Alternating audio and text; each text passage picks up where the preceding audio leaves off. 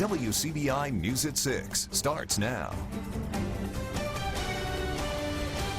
Good evening, everyone. A Columbus business is taking the city to court. The owner of Golden Glow Tanning Salon claims the city of Columbus caused harm to his business by adding tanning salons to a list of so-called non-essential businesses that had to close over COVID-19 concerns. Attorney Jim Wade says Mississippi Governor Tate Reeves never mentioned tanning salons in any of his executive orders, which closed businesses. He believes the city overstepped its authority. Wade says the city should be responsible for income lost by the business during the forced shutdown. The nature of this virus is that it's potentially recurring. If you turn on the cable news, they're going to tell you we'll have to shut down again a month from now. Does that mean they can go in and close whatever business they want to close a month from now because they've had another scare? So it's a permanent taking of the property in that sense, because a businessman now has to say, well, at any time they may close my business down. Earlier this month, Wade filed a similar lawsuit against the city of Starkville on behalf of a gym owner. On the coast, many casinos reopened this morning. There was a line at the Golden Nugget when doors opened at 8 a.m., but things look a little different inside. Golden Nugget employees are required to wear masks, and machines have been spaced out. There are also signs to remind guests to follow new guidelines. Employees are excited to see customers once again. Well, we're tired for one, because the order came down last Friday, so we kind of knew something was coming. We got started a little, but we've been in high gear since last Friday morning, and we're tired, but we're ready after 2 months. Most casinos on the coast did reopen today. One noticeable exception is the Beau Rivage. Alabama Governor Kay Ivey amends her Safer at Home order. Entertainment venues, educational institutions, summer camps, child daycare facilities, and athletic activities can all begin to reopen. All must follow social distancing and sanitation guidelines and rules. However, we cannot sustain a delayed way of life as we search for a vaccine. There are many viruses that we live with and have worked necessary precautions into our daily lives. And similarly, it's now time that we move forward and further open our state and live with a new normal of incorporating COVID-19 precautions into our routine. The changes begin tomorrow evening and continue until July 3rd. As businesses open after the extended shutdown to stop the coronavirus from spreading, furniture makers are reopening their production lines. WCBI's Allie Martin checks in with a locally owned company to see how things are going as part of the new normal for that industry. Trucks are waiting to move product out at Behold Washington Furniture. The Pontotoc plant was shut down for more than a month because of concerns over COVID-19. Now workers are back on the job and demand is high. From the front office to production lines. Face masks are now mandatory for employees at Behold Washington Furniture. Like other manufacturers, the furniture maker is following CDC guidelines as it resumes production. We're taking the precautions needed to keep our workers safe. John Beard is Vice President of Sales for Behold Washington. The company operates 2 factories, one in Pontotoc and another in Smithville. When COVID-19 related shutdowns began, the furniture industry was booming. Many retailers closed during the shelter-in-place orders, and furniture was not coming off the line. But Beard says demand is high as consumers are ready to shop with stimulus checks and tax refunds. You know, we had a lot of momentum going into the pandemic. So naturally, our momentum going into the pandemic is what helped us come out of the pandemic. Employees at Behold Washington were furloughed during the shutdown so they could collect unemployment benefits. Beard says the team members are all being called back to meet big demand from retailers. Our manufacturing area is air conditioned, it's well lit, so it's a very good work environment. We're 1 week away from being at full capacity. Employees at Behold Washington Furniture are no strangers to adversity. The building behind me replaced an older structure that was destroyed by fire 2 years ago. Workers say they're glad to be back on the job, providing for their families and making furniture for customers nationwide. In Pontotoc, Allie Martin, WCBI News. By next week, all 425 employees will be back on the job at Behold Washington Furniture. Farmers and ranchers impacted by COVID-19 can now apply for financial assistance. The Coronavirus Food Assistance Program is providing $19 billion in relief money to agricultural producers in the state. A commodity must have suffered at least 5% price decline or face losses due to market supply chain disruptions. Eligible commodities include livestock, dairy, fruits, and vegetables. The U.S. Department of Agriculture will begin accepting applications on May 26 at Farm Service Agency offices. More information is on our website, WCBI.com. Meanwhile, the institutions of higher learning want students back on campus at Mississippi's 8 public universities. Today, trustees passed a resolution announcing its intention to have the schools resume traditional operations this fall. IHL leaders want universities to offer as many as in-person classes as possible while adhering to recommendations from health experts. The Safe Start Task Force, created by the Commissioner of Higher Education, is developing a system-level plan for starting and completing the upcoming fall semester. The CDC releases reopening guidelines for schools. On school buses, only one child per seat is allowed, or recommended rather, and students should skip a row to promote social distancing. In classrooms, desks must be 6 feet apart. Children must stay the same teacher or staff member throughout the duration of the day. And they're also calling for schools to clean and disinfect all areas used by students and staff every day. The superintendent from Noxubee County School District says his district is working to make sure students stay protected when they return in the fall. So some of the things we're looking at is our elementary schools framework would be, what does parent pickup look like? What will lunch look like? What will the cafeteria look like? How will we be able to tell if students have symptoms of? Right now, we are disinfecting every school, every office, every classroom, every single day that teachers are in. Now, the complete list of recommendations will be on our website, WCBI.com. Right now across the area, we have some warm temperatures, upper 70s, low 80s, a mix of clouds and some sunshine. Some of you seen a few raindrops here. We've had a few blips on radar, and there's a persistent band of clouds across the midsection of our area, a little bit more sun north and south. Let's check out where we have a little bit of rain still showing on up just to the south of Columbus, southeastern Lowndes County, right over Aliceville, and points to the southeast. So we will just continue with a chance for a stray shower storm this evening and really tonight into tomorrow morning. 70s then 60s, worst case scenario tonight, mid 60s, much more humid out there. And tomorrow, 88 degrees, a chance for a few scattered storms with plenty of humidity. Your holiday weekend forecast coming up. Memorial Day weekend starts tomorrow, and with the state easing up on some COVID-19 restrictions, more people are ready to hit the roads. WCBI's Bobby Martinez joins us live with more on what law enforcement is doing to keep the roads and travelers safe. Bobby.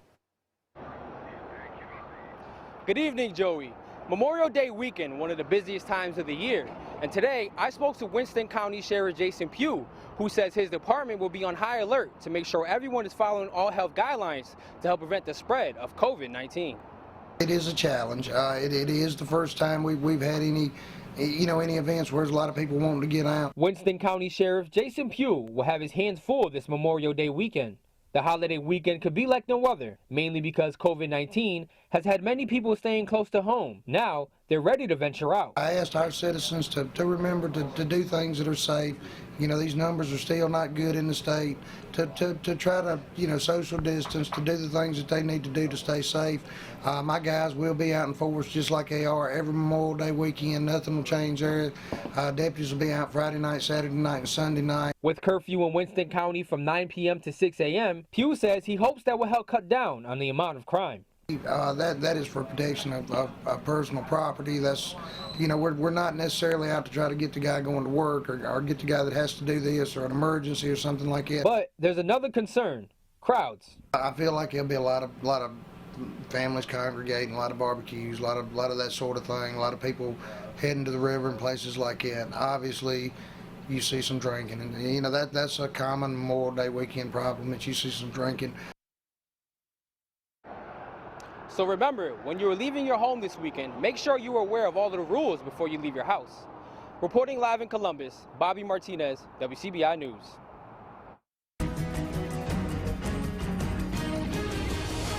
Lowndes County deputies are asking for your help finding a missing man. 45-year-old Michael Jones was last seen leaving the Airport Road and Industrial Park Road area early Wednesday morning. Investigators say he was last known to be driving a gray 1993 Ford Ranger truck. Jones is 5 foot 7 inches tall. He weighs about 220 pounds and has a full beard and bald head. Deputies believe Jones would have been on the way to his home in the New Hope Road area. If you know where he is tonight, call the Sheriff's Department or Golden Triangle Crime Stoppers. The girlfriend of a man killed in an Oxford shootout is facing several federal charges. The U.S. Attorney's Office says 23-year-old Xaviana Cook is charged with transportation of stolen firearms, possession of stolen firearms, and aiding and abetting the attempt to kill an officer of the United States while acting in the line of duty. Cook's boyfriend, Hunter Carlstrom, was killed in a shootout with law enforcement in Oxford on May 15th after law enforcement tried to pull the couple over. The U.S. Marshal was shot in the gun battle. Carlstrom was wanted for a homicide in Arkansas that allegedly happened on May 5th. The duo had been staying with acquaintances in Mississippi. Cook was denied bond and remains in jail. An area educator is calling it a career. We look at her special send-off when we come back. You're watching WCBI's News at 6 with Joey Barnes. Welcome back, everyone. The selection for a Tupelo's annual reading program features a book written by a POW in the Vietnam War. Tap Code is the selection for this year's Tupelo Reads program. It was written by Sarah Berry along with Colonel Smitty Harris and his wife Louise. The book chronicles Colonel Harris's 8 years as a prisoner of war in Vietnam. His wife also tells about raising their children at their Tupelo home, unsure of her husband's fate.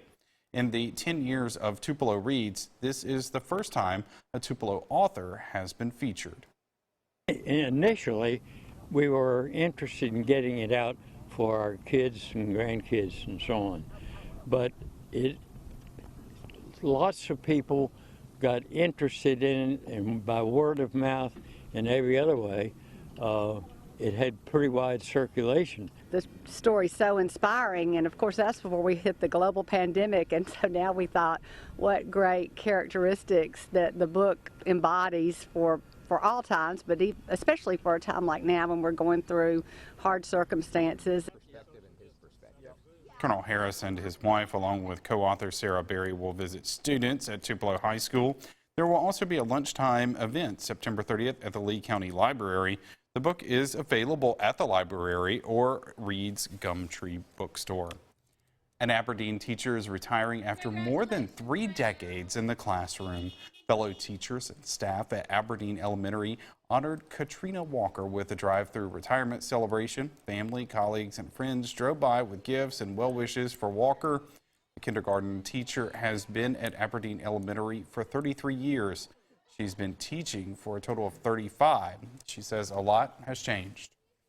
We have more technology and more involvement with technical things. But when I started, we had no technology. I think we worked like 10 years before we had our first computers. So you really have to pretty much keep technology in front of them in order for them to be engaged as well as entertained. Walker said she hopes to take advantage of all of her new free time once the threat of the coronavirus passes. And couldn't have any disagreements about the weather today. Not too bad. Yeah. The calm before the storms, humidity, summer. It's coming. It's back. It's almost here. Get ready for it. That's all I can say. Get ready for it. 70s and low 80s now. The air is still somewhat comfortable. Muggy 60s tonight. Still a chance for a few storms. We'll talk about that holiday weekend forecast next. Your WCBI First Alert AccuWeather forecast with Chief Meteorologist Keith Gibson. Warm and steamy, that will be the story for the upcoming holiday weekend. Memorial Day weekend is here Saturday, Sunday, Monday, upper 80s to around 90. Daily opportunities for some of those pop-up showers and storms. Some of you will get soaked. Some of you will not. A lot of tropical moisture coming on in from the tropics, and that's going to stay with us all of next week, it looks like. So get ready. Summer is here. Now, let's talk about the tropics. Actually, the official hurricane outlook came out today. There's a 60% chance of an above normal season in the tropical Atlantic, 30% near normal, 10% below average. So we'll see, but the odds favor more storms than no storms. We'll just see how it all shakes out. But the official forecast here, 13 to 19 named storms, 6 to 10 hurricanes, 3 to 6 major hurricanes. So that's the way we are looking. Now, the areas of development in the tropics this time of year going into June, the Gulf of Mexico and right along the eastern seaboard. So that's where we would be looking. We already had Arthur right along the eastern seaboard, but right now nothing cooking at this point. We had some clouds building on up today in Tupelo. Our time lapse from this afternoon with our Alpha Insurance camera. It was a pretty nice day, lower 80s. Some showers though. Southeast of Columbus near Pickensville, near Aliceville, some embedded thunder and lightning with this activity as well. So not a lot of us seeing rain this afternoon. One little disturbance moving through right now. There's a warm front stretching across the region. That is lifting north. Behind it, more humidity, and that's coming our way. So we will just keep the chance for an isolated shower or storm going this evening and tonight. Lows in the mid-60s. Tomorrow, highs well into the 80s. We already talked about this, well into the mid to upper 80s. A chance for a shower storm, especially during the daytime heating. Now, later tonight, as this warm front moves on through, we are all game for an opportunity for a storm. But I think as we start out the day Friday, areas along that boundary across the northern tier may have the best chance. But as we go throughout the course of the day, the opportunity for some of those storms will flare more of those up starting Saturday during the heating of the day. And we'll just carry that over through Sunday and Monday and all of next week, it looks like. So that's a pretty warm and sultry 7-day forecast as we get into the unofficial weekend of summer, Memorial Day weekend. Upper 80s to around 90, lows well into the 60s here. Some of you get wet, some of you will miss out. Joey? Thanks, Keith. Racing fans get the chance to see it live this weekend. More information on that when we come back. Your WCBI Sports with Courtney Robb is brought to you by your local Ford dealers. Go further. How about some fantastic sports news? High school sports can officially return to the Twin States. Both the Alabama and Mississippi High School Athletic Associations announcing that teams can resume athletic activity starting June 1st. However, this decision comes with plenty of restrictions. The MHSAA won't allow inter-squad summer competitions such as Summer League basketball or 7-on-7 football, and teams will also be required to follow orders handed down by state and local government. For more information on all of the restrictions regarding sports returning starting June 1st, you can visit our website at WCBI.com. After taking some time to explore options in the NBA, Mississippi State forward Abdul Ado reportedly will return to play his senior season for the Bulldogs. Ado threw his name into the 2020 draft hat back in April without hiring an agent, allowing him to receive feedback from scouts and keep his final year of eligibility. Ado averaged 6.7 rebounds and 2 blocks for MSU this past season. After spending the last 2 months closed, the Magnolia Motor Speedway is ready to open back up. The Speedway hosted its first race since late March last weekend and now are ready to open it up to fans. Spectators will be allowed to come out for the 602 Sportsman World Championship during Memorial Day weekend. The race includes 60 entries and the fastest 26 make it to Sunday. Speedway owner Johnny Stokes says people are ready to come out and attend. I haven't heard anybody that was nervous. We're gonna do our social distancing. We got big old stands, and we asked them folks to, with their family or a group they're around, they can sit with that group. But if you're not, stay 6 foot apart. And we park all the way around the speedway. Cars can park all the way around there, and they can sit in their car and watch. And so I think it's gonna be okay. But we've had a lot of fans ready to come to the races. That's it for sports. We'll have more for you when we come back after the break. Stay with us.